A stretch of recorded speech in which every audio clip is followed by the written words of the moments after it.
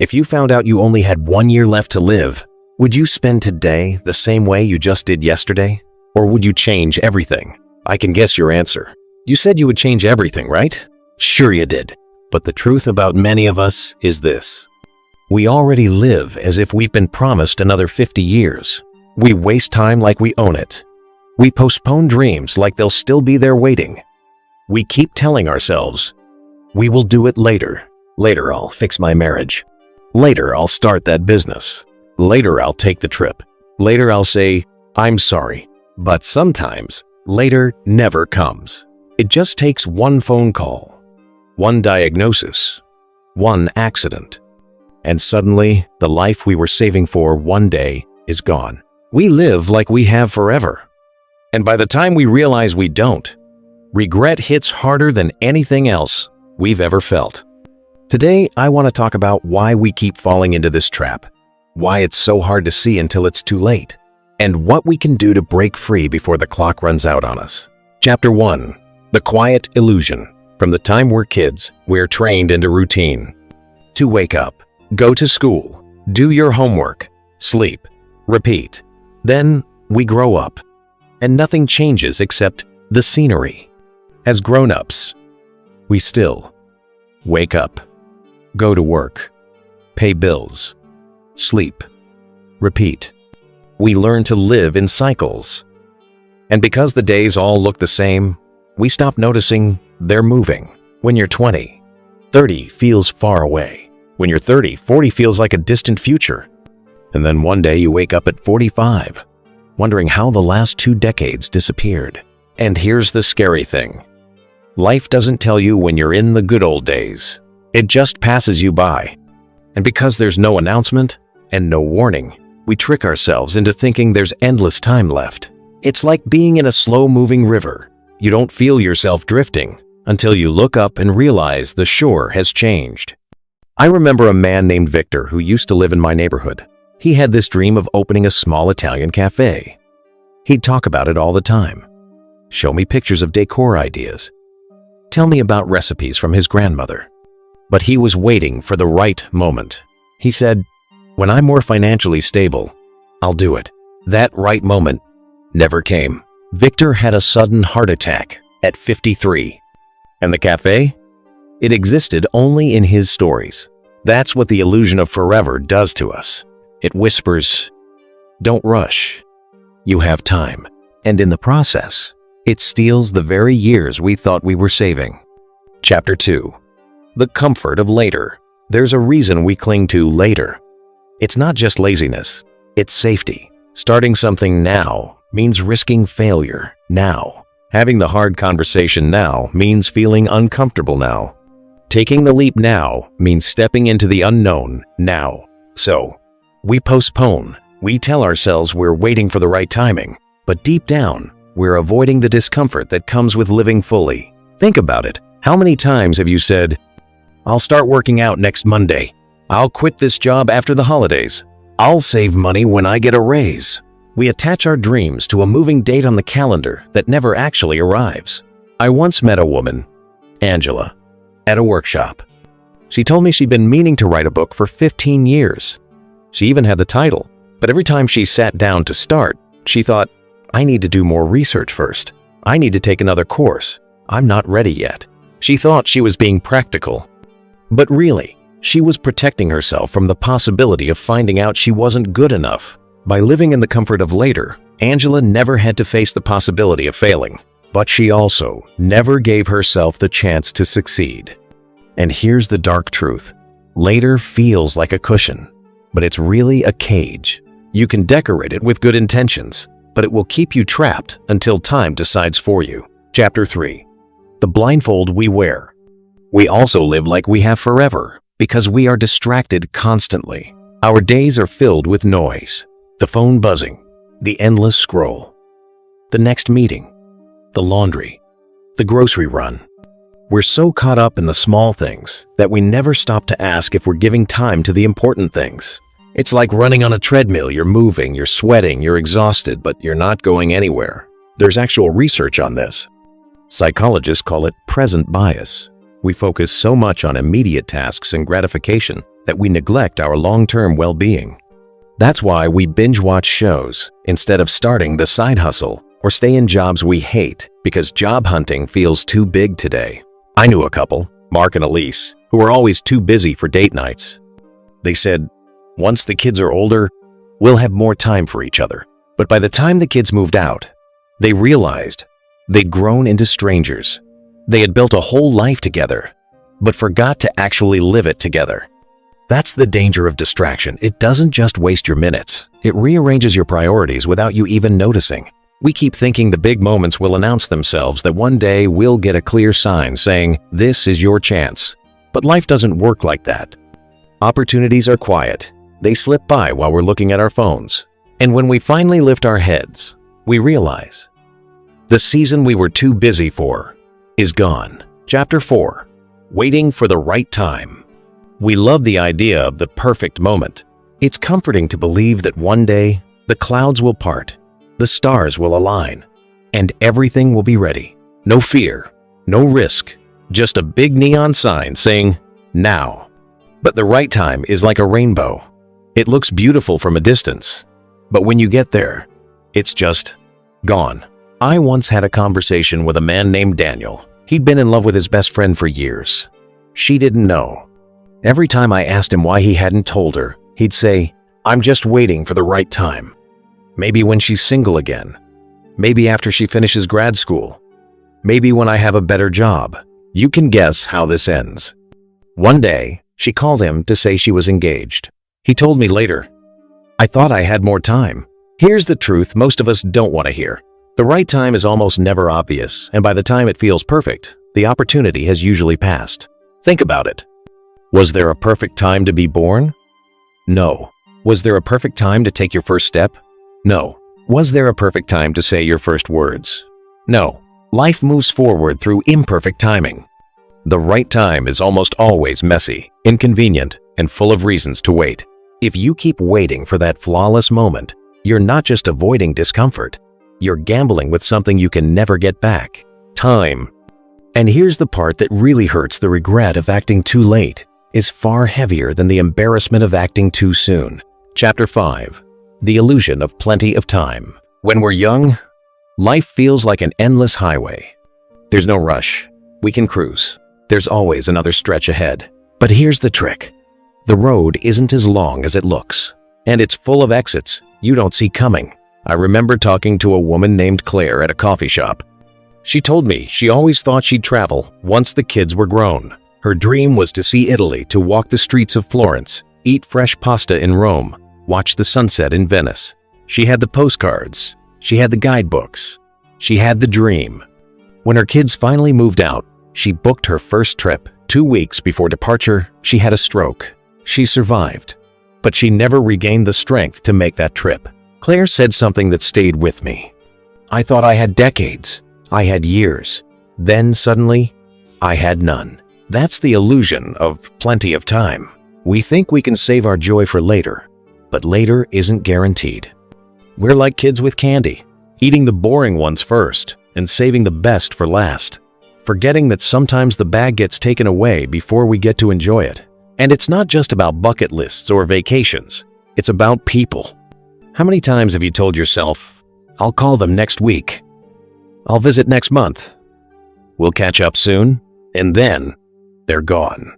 I don't say this to scare you. I say it because it's already happened to so many of us. We just don't talk about it until it's too late. We live like we have forever, until forever becomes yesterday. Chapter 6. The weight of small choices. It's easy to imagine that regret comes from big dramatic moments: the failed business, the broken engagement, the dream trip never taken. But most of the time, regret grows in tiny, invisible ways, like a slow leak you don't notice until the floor is flooded. It's saying, I'll go for a walk tomorrow, every day for 3 years, until you realize your health is slipping. It's skipping date nights because you're tired, until the connection fades. It's letting your guitar gather dust in the corner because you're too busy right now, until you've forgotten how to play. A friend of mine, Jonah, once told me he had no major regrets. But as we talked, he kept mentioning little things, missing his niece's school play because of work, skipping his best friend's wedding because of a last-minute project, never learning his grandmother's recipes before she passed. He paused for a moment, looked down at his coffee and said, "I guess all those little things add up, don't they?" Yes, they do. Regret is rarely a single event. It's the slow accumulation of small choices where we said later instead of now. And the danger is that you don't notice you're building regret until it's already heavy. Think of your life like a jar. Every time you choose later for something important, you drop a tiny stone in. One stone doesn't feel like much. 10 stones don't either. But one day you try to lift that jar and realize it's too heavy to carry without breaking. Chapter 7. The Midlife Wake-Up Call. For many people, the illusion of forever lasts until something cracks it open. And for a lot of us, that moment comes in midlife. You start noticing things. Your parents are aging. Your kids are suddenly taller than you. The songs you grew up with are now called classics. And you realize more of your life may be behind you than ahead of you. I met a man named Howard at a volunteer event. He was in his late 50s, recently retired. I asked him how retirement was going. He gave me a half smile and said, "It's good, but I wish I hadn't waited this long to live like this." Howard explained that he had worked 60-hour weeks for decades, convinced he'd enjoy life after retirement. But now his knees hurt too much for hiking. His eyesight wasn't great for travel, and his closest friends were scattered or gone. "I spent my best years building a life I didn't get to enjoy until my body couldn't keep up," he said. Midlife is when many of us start to see the trade-offs we've been making without realizing it. It's when we look around and think, how did I get here? Not in a dramatic movie scene way, but in a quiet, unsettling way, like waking up in a room you don't remember walking into. The tragedy is that some people treat that wake-up call as a death sentence. "It's too late for me." But others see it as a second chance. And the truth is, midlife is a turning point. It can be the start of your decline, or the beginning of the life you've been postponing. It's not about how many years you've had, it's about how many you have left and what you're going to do with them. Chapter 8. The Moment That Snaps You Awake. Sometimes it takes one moment, just one, to jolt you out of the illusion that you have forever. For my friend Laura, it was a car accident. She wasn't badly hurt, but the paramedic who helped her out of the wreck asked, "Who should we call for you?" And she froze. Her parents were gone. Her brother lived halfway across the country. The man she was dating wasn't really her person. In that split second, she realized she had built a life full of work deadlines, casual acquaintances, and temporary comforts, but no deep roots. "I thought I had years to fix it," she told me later. But years aren't guaranteed. Seconds can change everything. These moments aren't always dramatic. Sometimes they're as simple as a phone call telling you someone you love is gone, or a doctor saying, "We found something," or realizing you don't remember the last time you felt excited to wake up in the morning. They strip away the noise and leave you with the truth. Life isn't waiting for you, and when you've seen that truth, you can't unsee it. The question is, what will you do with it? Chapter 9. How People Who Almost Lost Everything Live. If you've ever met someone who's had a near-death experience, you know they see life differently. I met a woman named Hannah who survived cancer in her early 40s. When I asked her what changed, she laughed softly and said, "Oh, everything. I stopped saving the good wine for guests. I wear my favorite dress on Tuesdays. I tell people I love them even if it feels awkward. And I don't do anything just because I should anymore." She told me she used to postpone joy like it was a luxury she couldn't afford. Now, she treats it like oxygen, non-negotiable. There's a fearlessness in people who've brushed against the edge. They stop asking, "Is this the right time?" and start asking, "If not now, when?" They don't care about looking silly. They don't care if it's inconvenient. They care about making the most of the minutes they have left. And the thing is, you don't have to almost die to live like that. You just have to decide that wasting time is more uncomfortable than taking a risk. We often think living with urgency will make life stressful, like we'll constantly feel rushed. But the truth? It's not about rushing through your days. It's about filling them with what matters so you don't end them wishing you had. Chapter 10. Breaking the Someday Habit. Someday is the most dangerous word in the English language. Someday, I'll travel. Someday, I'll start that business. Someday, I'll fix things with my sister. Someday, I'll write that book. The problem? Someday is a moving target. It keeps drifting further away until it disappears. My Uncle Victor always wanted to learn Italian. He'd talk about it every Christmas, how he wanted to visit Rome, eat fresh pasta, and order in perfect Italian. But every year, something came up. Work deadlines, house repairs, health checkups. When he finally booked the trip at 68, his doctor told him his heart wasn't strong enough for long flights. I remember him looking out the window one evening and saying, "I thought I was being practical, but really I was just scared to start." That's the thing, someday often hides fear. Fear of failing, fear of not being good enough, fear of disrupting the safe, predictable rhythm we've built. Breaking the someday habit isn't about throwing caution to the wind. It's about doing one small thing now, instead of waiting for the perfect moment. You think you don't have the money for a big trip? Plan a weekend getaway nearby. You think you are? Too busy to write the book? Write one paragraph today. You think you can't run a marathon? Walk around the block. The key is to stop letting life pile up in the later category. Later is a myth. Now is all we really have. Chapter 11. What living like you don't have forever really looks like. People imagine it's all about big adventures. Skydiving, quitting your job, moving to Bali, and sure, those can be part of it. But most of the time, living like you don't have forever is about small, deliberate choices. It's about showing up for your friend's art show, even though you're tired. It's about calling your mom back right now instead of tomorrow. It's about putting your phone down when your kid says, "Watch this." It's about saying, "I love you," without waiting for a special occasion. I once interviewed a group of people over 80 and asked them what they were most grateful for.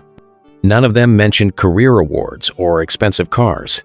They talked about Sunday dinners, the smell of rain on the porch, the way their partner laughed in the morning. One man, George, said something I'll never forget. "We think we'll remember the big moments, but it's the small ones you'll ache for when they're gone."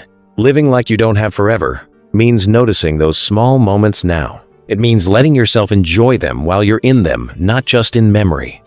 It also means making peace faster. If you love someone, tell them. If you're sorry, say it. If you're holding on to bitterness, let it go before it robs you of more time. Because in the end, the most painful regrets aren't about what we did. They're about what we never tried, never said, never felt. Chapter 12. The Final Challenge. Here's the thing. You don't get to choose how much time you have, but you do get to choose what you do with it. Every single person you know, including you, is running out of later. That's not meant to scare you. It's meant to set you free. Because once you stop pretending you have forever, you stop wasting the moments you do have. So here's my challenge to you, and I don't want you to just think about it. I want you to act on it today. Call one person you've been meaning to call. Take one step toward that thing you keep postponing. Say the thing you've been afraid to say. Do something, however small, that makes today feel like it mattered. Don't wait for the perfect time. Don't wait until you feel ready. Don't wait until the kids are older, until the bills are paid, until the stars align. The people you love want you, not a future version of you that's less busy or less stressed. And the life you dream about? It's built with the bricks you lay now, not the ones you plan to lay someday. One day, all you'll have are stories. Make sure they're the kind you want to tell. Because the truth is, the clock is ticking. And if you want to live without regret, you can't keep acting like you have forever. Thank you for watching, and see you soon.